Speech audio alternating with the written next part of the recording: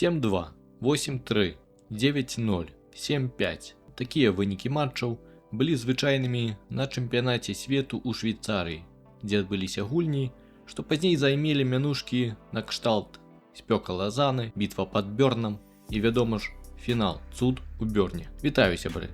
Вы на канале Тополі на полі, і сённяшні выпуск будзе прысвечаны чэмпіянату свету 54-го года. Подпишитесь на канал, біце ў звон і пастаўце падабайку. 15 падабаек і я раблю выпуск пра наступны мундыяль у Швецыі.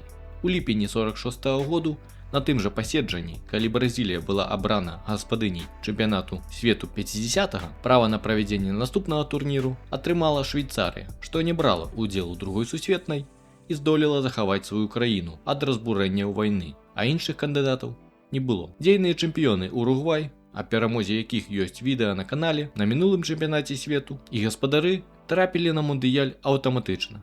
Ісландыя, Балівія, Куба і Коста-Рыка былі адхілены ад кваліфікацыі праз спазненне з падачай заявак. Рэшта з 37 каманд была падзелена па геаграфічнаму прынцыпу на групы. 27 еўрапейскіх каманд змагаліся за 11 месцаў, 7 амерыканскіх за 2 пуцёўкі, а 3 азіяцкіх зборных вялі барацьбу за один квіток у Альпы. У першай групе 2 нямецкіх каманды змагаліся з Нарвегіяй, і калі каманду Федэратыўнай Рэспублікі Германія вы знаеце, ці прынамсі чулі такую краіну, то вось другую зборную наўрад ці ведаеце. Справа ў тым, што пасля другой сусветнай Францыя была супраць далучэння рэгіёна навокал ракі Саар, што быў багаты на карысныя выкапні і развіты прамыслова. Быў створаны Саарскі пратэктарат, што кіраваўся Францыяй. Пры гэтым насельніцтва было пераважна нямецкім. Саарскія клубы мелі свой чэмпіянат, а клуб Саар-Брюкен выступаў у другім французскім дывізіёне. Зрэшты, з яго гульцоў і складалася пераважна зборная Саарленда. У дэбютнай гульні ў Осло яны стварылі сенсацыю, адыграўшыся з ліку 2-0 і перамаглі Нарвегію 3-2. Зрэшты, гэта і была адзіная перамога каманды. У далейшым ФРГ спакойна выйграла групу і выйшла на чэмпіянат свету. Варта зазначыць, што Саар тады трэнаваў Гельмут Шон. Мы яго яшчэ сустрэнем у пазнейшых выпусках, але на чале ўжо іншай зборнай. А ў Саары, зрэшты, у 55-м быў праведзены рэферэндум, дзе яго жыхары адхілілі прапанову стаць незалежнай палітычнай адзінкай у Еўропе, а праз год Францыя і ФРГ дамовіліся аб далучэнні Саара да Нямецчыны, што і было зроблена ў 57-м. Так была ўрэгулявана адна з апошніх тэрытарыяльных спрэчак сярод будучых краін Еўразвяза. У другой групе, таксама толькі з адной нічыёй і рэштай перамог, нечакана выйграла групу Бельгія. Шведы, што бралі ўдзел ва ўсіх папярэдніх турнірах, упершыню не выйшлі на мундыяль, гуляючы чамусьці толькі аматарскім складам. Брытанскія зборныя, як зазвычай, жылі ў сваім сусвеце і зноўку кваліфікаваліся праз унутраны чэмпіянат Вялікабрытаніі. Дамінавалі англічане, а шатландцы занялі другое месца. Аднак цяпер, у адрозненне ад мінулай кваліфікацыі, скоты не сталі фанабэрыцца і паехалі нарэшце на чэмпіянат з другога месца. А няго ж, варта адзначыць, што брытанскія зборныя былі адносна моцнымі, але адбор праз унутраны чэмпіянат пазбаўляў фактычна магчымасці валійцаў і Паўночную Ірландыю трапіць на мундыяль. Зборную Савецкага Саюза таксама запрашалі да ўдзелу ў адборы, аднак адказу не было. Французы пераканаўча выйгралі лёгкую групу ў барацьбе з Люксембургам і Ірландыяй, забіваўшы 20 мячоў за 4 гульні, а прапусцілі толькі 4. Малавядомы тады Жуст Фантен забіў свае першыя галы за французаў. У пятай міні-групе з двух каманд Аўстрыя ў хатняй гульні знішчыла Партугалію 9-1 і пасля нічыі ў Лісабоне пакавала валіскі ў суседнюю Швейцарыю. З шостай групы на турнір выйшла Турцыя. У першай гульні, аднак, іспанцы разграмілі туркаў, але ўжо ў Стамбуле мацней былі гаспадары. Дадатковага часу і пенальці ў рэгламенце не было, а розніцу мячоў ніхто не лічыў. Таму зладзілі матч на нейтральным полі ў Рыме, што скончыўся ў нічыю 2-2. Зрэшты, лёс каманд вызначылі з дапамогай 14-гадовага італьянскага хлопчыка, бацька якога працаваў на алімпійскім стадыёне ў Рыме. Правялі лёсаванне. Малец на імя Луіджы Франка Джэма завязанымі шалікам вачыма выцягнуў цыдулку, дзе было напісана Турцыя. Так іспанцы першыню не трапілі на мундыяль. У 7-й групе пасля адхілення заяўкі Ісландыі мусілі гуляць венгры і палякі. Аднак польскія футбольныя ўлады і Міністэрства замежных спраў Польскай Народнай Рэспублікі знялі зборную з адбору, бо меркавалі, што шансаў на перамогу няма. І насамрэч, мо так і было, бо венгры не прайгравалі больш за 4 гады, ды лічыліся залатой камандай, а палякам у кожнай з папярэдніх сустрэч забівалі не меней за 5 галоў. У 52-м угорцы выйгралі Алімпіяду. Праз год на Уэмблі нанеслі найвялікшую паразу англічан на хатнім стадыёне 6-3. А няго ж, пачынальнікі футболу прагнулі рэваншу, і менш чым за месяц да мундыялю у Будапешце гаспадары зноўку разграмілі англічан, але цяпер 7-1. Венгрыя без аніводнага матчу адбору трапіла на мундыяль. Чэхаславакі, італьянцы і югаславы без праблем выйгралі свае групы, а румыны нечакана ўпершыню не выйшлі на чэмпіянат. У Паўднёвай Амерыцы Бразілія выйграла групу з Парагваем і Чылі пасля зняцця Перу. Аргентына зноў прапусціла турнір праз унутраныя праблемы. У Цэнтральнай Амерыцы дамінавала Мексіка, выйграўшы ўсе 4 гульні, пры гэтым 3 з іх былі разгромамі. Злучаныя Штаты адпраўляліся пасці скаціну на вялікіх амерыканскіх раўнінах. У Азіі зборная, як зараз казалі б Тайваню, знялася з адбору праз унутраныя праблемы і суперніца з КНР за права прадстаўляць Кітай у сусвеце. Для разумення, у Арганізацыі Аб'яднаных Нацый тады яшчэ сядзела дэлегацыя менавіта Тайваня. У скарочанай групе без кітайскіх каманд абедзве гульні сталіся ў Токіа праз адмову ва ўездзе японскім гульцам на тэрыторыю Паўднёвай Карэі. Нагадаю, Японія акупавала Карэю цягам 35 гадоў. Таксама карэйскі прэзідэнт паставіў ультыматум сваім футбалістам, сказаўшы, што тыя мусяць утапіцца ў моры, калі прайграюць. У краіне ўзыходзячага сонца гаспадары былі разгромлены ў першай гульні і ледзьве здолелі звесці ў нічыю другую. Паўднёвая Карэя стала першай камандай Азіі, што трапіла на мундыяль праз кваліфікацыю. Найлепшым бамбардзірам адбору стаў немец Макс Морлак з 6 галамі.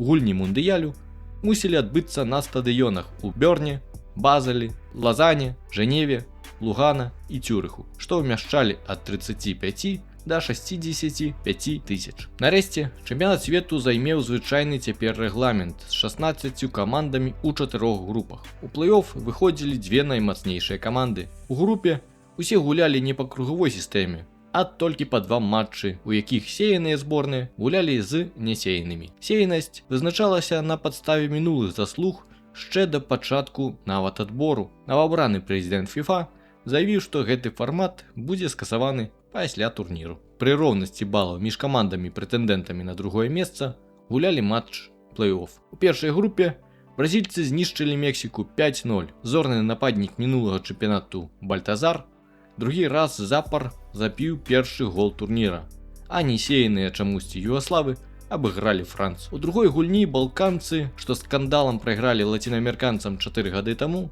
ледзьве не абгулялі Бразілію. Нічыя 1-1. Францыя у нічога не вырашальнай гульні даціснула Мексіку 3-2. Пераможны і дэбютны гол на мундыялі забіў Раймон Капа, што насамрэч меў прозвішча пры нараджэнні Капашэўскі, ды быў сынам польскіх эмігрантаў. Яго бацькі мігравалі ў Францыю пасля першай сусветнай з Нямецчыны. Ды спачатку хлопчык працаваў, як і бацька, на вугальнай шахце, дзе страціў палец на левай руцэ і пашкодзіў іншыя пальцы. Зрэшты, пасля атрымання інваліднасці Раймон і прысвяціў сябе цалкам футболу. Цікава, што калі праводзілася нармальная кругавая сістэма, то ў апошнім туры французы б маглі выйсці ў плэй-оф, абыграўшы Бразілію. А так, фактычна адна параза скончыла мундыяль для еўрапейцаў. Бразілія і Югаславія выйшлі ў чвэрцьфінал. У другой групе стаўся парадокс, бо сеянай для гэтай групы была вызначана Іспанія. Аднак, дзякуючы італьянскаму падлетку, яе месца заняла Турцыя, якой і перайшоў іспанскі пасеў, незважаючы на тое, што туркі дэбютавалі на турніры. Акрамя Турцыі, у ёй былі сеяныя венгры, ФРГ і Паўднёвая Карэя. Швейцарская прэса пісала, што будучы чэмпіён гуляе ў другой групе. Зрэшты, яны мелі рацыю, але не зусім. Яшчэ перад турнірам галоўны трэнер немцаў Зеп Гербергер меркаваў, што яны прайграюць венграм, а туркі разбяруцца з Карэяй. Таму асноўная барацьба будзе ў першай гульні з туркамі, якіх трэба абыграць у любым выпадку. Тое і сталася. Прапусціўшы на другой хвіліне пры кепскай гульні, ФРГ зраўняла, а ў другім тайме разграміла туркаў. 4-1. Забівалі Шафер, Клод, Вальтер і Морлак. Венгры стартавалі з найбольшай перамогі ў гісторыі мундыяляў дагэтуль. 9-0 над карэйцамі, што дабіраліся 60 гадзін на самалётах і цягніках і прыехалі толькі за суткі да гульні. Пушкаш і Палотас зрабілі па дублю, а Кочыш хэт-трык. У брамніка Грошыча падчас гульні парвалася гумка на трусах, і ён пакінуў вароты, каб іх замяніць. Аднак гульня была на чужой палове поля, і яго адсутнасці нават ніхто не заўважыў. Па іншай версіі, яму напрост стала спякотна, і ён іх часова сняў. Таксама, у пэўны момант гульні ён нібы нават сеў на газон у цэнтры поля, бо працы ў яго ўсё адно не было. Трэнер немцаў Хербергер на сустрэчу з угорцамі зрабіў 7 замен у параўнанні з першай гульнёй. Ён выставіў запасны склад, даў адпачыць аснове перад імавернай сустрэчай у плэй-оф за другое месца ў групе з Турцыяй. Трэнер угорцаў Шебеш зрабіў толькі адну замену ў аснове. Таямніца залатых венграў была ў незвычайнай на тыя часы схеме і тактыцы, дзе ўсе гульцы увесь час мянялі пазіцыі, а супернікам было неўцямкі, што яны будуць рабіць далей. Таксама у іх не было звычайнага цэнтральнага форварда, а Хідэгуці гуляў як адцягнутая дзявятка. Пушкаш і Кочыш маглі апынуцца дзе заўгодна і наводзілі жах на ўвесь еўрапейскі футбол. Венгры забілі аж 8 галоў немцам. Рахунак стаў разгромным яшчэ ў першым тайме і далей ніякіх шансаў не было. 8-3. Кочыш цяпер зрабіў ужо покер, а Хідэгуці дубль. Аснову угорцаў складала залатая шасцёрка.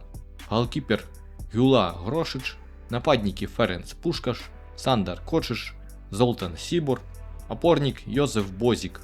Гулялі разам у клубе Гонвет з Будапешта, што прадстаўляў армію Венгерскай Народнай Рэспублікі. Гульцоў заклікалі ў клуб прымусам, пагражаючы адправіць у войска у выпадку адмовы. Шосты гулец Шандар Хідэгуці гуляў за клуб МТК. Залатая зборная, аднак, панесла цяжкую страту, бо ўжо пры рахунку 5-1 нямецкі абаронца траўмаваў Пушкаша. Той атрымаў трэшчыну ў шчыкалатцы і выбыў на 2 наступныя гульні. Абедзве зборныя мелі супрацьлеглыя меркаванні аб гэтай траўме, бо Пушкаш казаў, што побач ужо нават не было мяча. Немцы пярэчылі і казалі пра гульнявы эпізод. Хербергера і зборную ФРГ знішчалі ў нямецкай прэсе пасля гульні і патрабавалі тлумачэнняў за такі вынік. Ён апраўдваўся тым, што яны забілі тройчы самім венграм.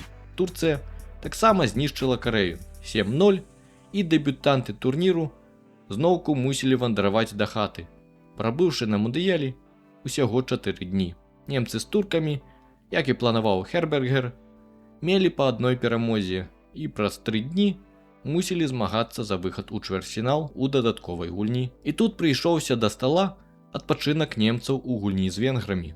ФРГ зноў разграмілі туркаў, але цяпер 7-2. Морлак зрабіў хэт-трык, а немцы склалі кампанію венграм у чвэрцьфінале. У трэцяй групе барацьбы не атрымалася, бо сеяныя дзейныя чэмпіёны Уругвай з Аўстрыяй выйгралі ўсе свае гульні супраць чэхаславакаў і шатландцаў. У апошняй групе сеяныя пачынальнікі футбола занялі першае месца пасля нічыі 4-4 з Бельгіяй і перамогі над гаспадарамі. За другое месца Швейцарыя мусіла змагацца з Італіяй. Абыграўшы апенінцаў у першым туры, яны зноўку сустрэліся з імі ў плэй-оф за выхад у чвэрцьфінал, і гаспадары разграмілі на контратаках аслабленую ранейшай авіякатастрофай Італію 4-1. Італьянцы ківалі на хатняе судзейства, але хто на тое тады зважаў, а тактыка швейцарскай клямкі, аб якой ішлося ў відэа пра мінулы мундыяль, працавала бездакорна. Першы чвэрцьфінал увайшоў у гісторыю пад назвай спёка Лазаны, бо гулялі пры тэмпературы плюс 40 градусаў. На пачатку гульні гаспадары тройчы забілі за 3 хвіліны і павялі 3-0, але ўжо праз 8 хвілін Аўстрыя стала першай зборнай у гісторыі, што адыгралася, прайгруючы 0-3. Аўстрыякі забілі 3 галы за 3 хвіліны. 3-3 цяжка нават уявіць усе эмацыйныя гойдалкі гэтай гульні. Далей болей.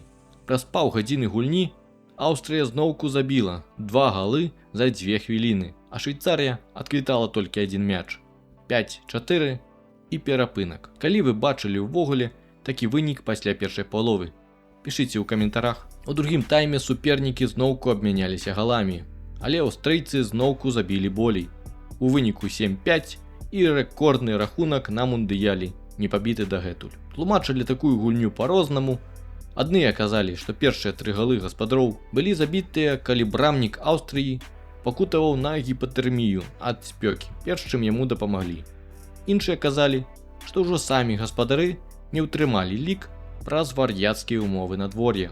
Дзейныя чэмпіёны без асаблівых праблем разабраліся з ганарліўцамі англічанамі. Спёка была і тут, што болей дапамагла лацінаамерыканцам. Класічны брытанскі футбол не працаваў супраць чэмпіёнаў, а 2 памылкі брамніка Гіла Меріка паставілі крыж на яго кар'еры ў зборнай. Зорка выспаў Стэнлі Мэтьюс не ўратаваў ад паразы, а ўжо легендарны капітан Уругвая Варела вывеў сваю каманду у паўфінал 4-2. Сярод 8 чвэрцьфіналістаў немцаў лічылі найбольш слабымі. У чвэрцьфінале супраць моцнай і тэхнічнай Югаславіі зборная ФРГ нечакана выйграла з лікам 2-0. Пасля аўтагола Івіцы Хорвата немцы сядзелі ў будзе, чакаючы, што будзе. За гэты час адказваючы контратакамі. Ды адну з іх і завяршыў Хельмут Ран 2-0.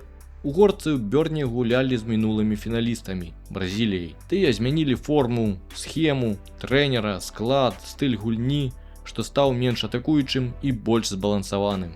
Аднак ужо на 7-й хвіліне угорцы і без траўмаванага Пушкаша вялі 2-0, дзякуючы галам Хідэгакуці і Кочыша. Бразільцы, немашака выйсця, як спыніць супернікаў, пачалі гуляць жорстка. Часам гульня ставала бойкай, на суддзю напалі бразільскія журналісты, якіх перахапіла паліцыя, а угорскі нападнік Йозеф Тот наўпрост хадзіў па полі, каб не пакідаць каманду ў меншасці, бо быў траўмаваны. А замен яшчэ не існавала. Цягам гульні арбітр прызначыў 42 штрафных, 2 пенальці і выдаліў 3 гульцоў. Матч скончыўся перамогай венграў 4-2. Пасля матчу бойка працягнулася.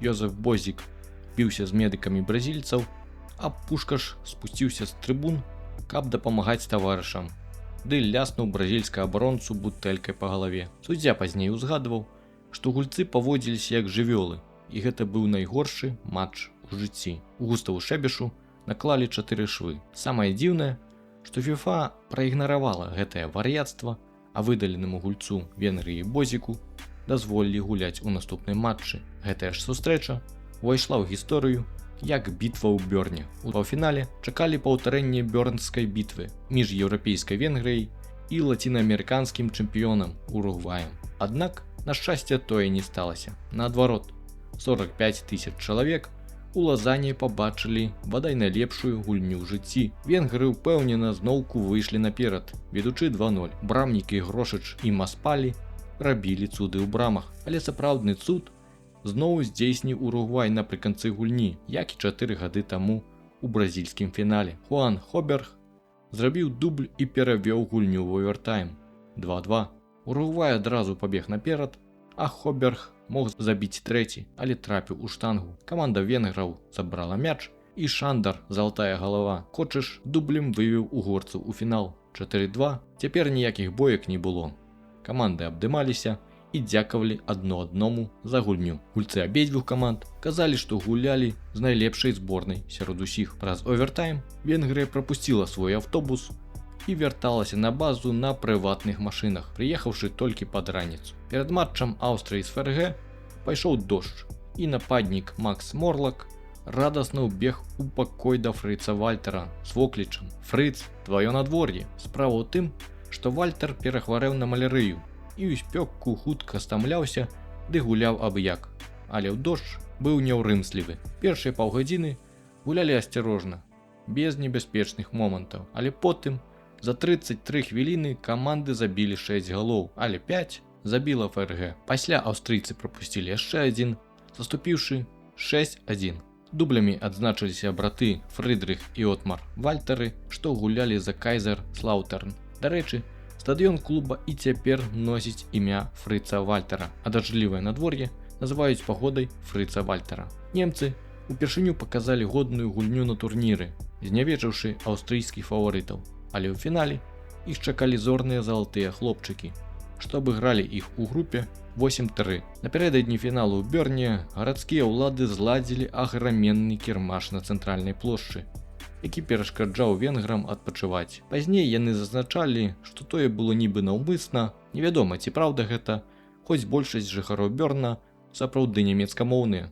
Але і кірмаш перад фіналам зразумелая рэч. Зборная ФРГ адпачывала ў ціхім мястэчку ля возера. Памочнік трэнера немцаў Зепа Хербергера засяліўся ў гатэль венграў і цікаваў за тымі ўвесь час. У выніку амаль усіх гульцоў немцы трымалі персанальна. У аснову вярнуўся траўмаваны Пушкаш, што не аднавіўся да канца. А перад гульнёй зноў пайшоў дождж на карысць фрыца Вальтера. І той сказаў трэнеру: «Шэф, я гатовы. Хай хоць камяні з неба падаюць». Фінал пачаўся даволі прадказальна. Ужо на 8-й хвіліне мадзьяры вялі 2-0. Забілі Пушкаш і Сібор. Аднак немцы не здаліся, бо мелі добры настрой на перамогу.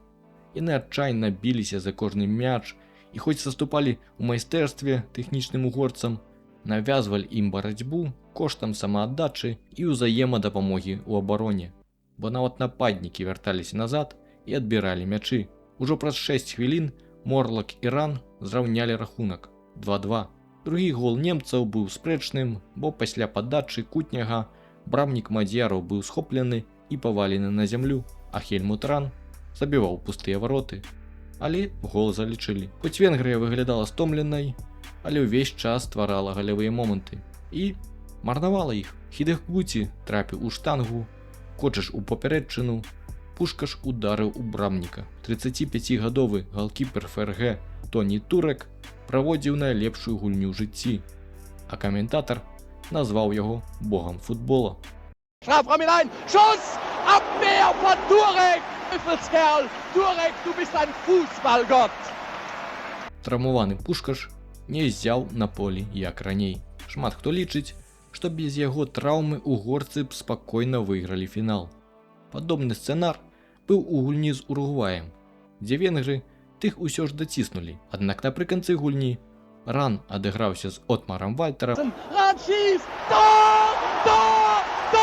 зрабіў дубль і вырваў сенсацыйную перамогу для немцаў. Венгры забілі ў адказ, але гол Пушкаша быў скасаваны праз афсайд. Цяперашняе меркаванне нямецкіх экспертаў сходзяцца, што яго не было. Турек і далей ратаваў ФРГ, а праз 6 хвілін немцы сталі чэмпіёнамі свету. Пасля матча ўпершыню пасля вайны прагучаў новы нямецкі гімн на міжнародным спартыўным мерапрыемстве. Матч назвалі цудам у Бёрне. Настолькі ніхто не чакаў перамогі немцаў. Цягнік з Хербергерам, гульцамі зборнай Германіі і кубкам Жюля Рэмэ не мог дабрацца дамоў, бо заўзятары ўвесь час блакавалі чыгунку, каб глянуць на футбалістаў. А некаторыя гісторыкі казалі, што толькі пасля перамогі ў фінале Германія сапраўды адрадзілася у цяперашнім яе выглядзе. Пасля фіналу гульцы Венгрыі некалькі дзён сядзелі ў горадзе Тата, пакуль на вуліцах Будапешта не сціхлі беспарадкі і дэманстрацыі, што ўзніклі пасля паразы. Брамніка Грошача дапытвалі па справе аб шпіянажы і супраць яго волі перавялі з топавага клуба Гонвет у горшую каманду. Менавіта тады пачаўся заняпад угорскага футболу. Насамрэч, прычын паразы венграў прыдумалі, ці было насамрэч, шмат. Зазначалі, што венграм дазволілі ўзяць жонак на турнір. Казалі пра невядомыя ін'екцыі магчымага допінгу нямецкім футбалістам. Адзначалі судзейства. Яшчэ адной гісторыяй былі бутсы Аді Даслера, што аблегчыў абутак гульцоў, каб тыя меней стамляліся, бо тагачасныя бутсы былі цяжкімі і ставалі каменнымі, калі намакалі. Заснавальнік Адідас зрабіў іх мягчэй, прыдумаў з'ёмныя шыпы, якія можна было замяніць у выпадку дажджу. Невядома, наколькі рэальнай была іх перавага, аднак пасля Адідас рэкламаваў сваю марку абутку Аргенціна як бутсы, што выйгралі Кубак свету. У гульні за 3-е месца Аўстрыя ў Цюрыху сенсацыйна абыграла мінулых чэмпіёнаў з Уругвая 3-1. У сярэднім на турніры забівалі болей 5 галоў, і гэты рэкорд не пабіты дасюль. Венгр Шандар Кочаш забіў 11 галоў на турніры. Таксама Упершыню ў свеце была праведзена эксперыментальная трансляцыя некалькіх матчаў па тэлевізіі. Сябры, я дзякую тым, хто даглядзеў гэты выпуск да канца. Напішыце каментар пад гэтым відэа. Ну а пакуль.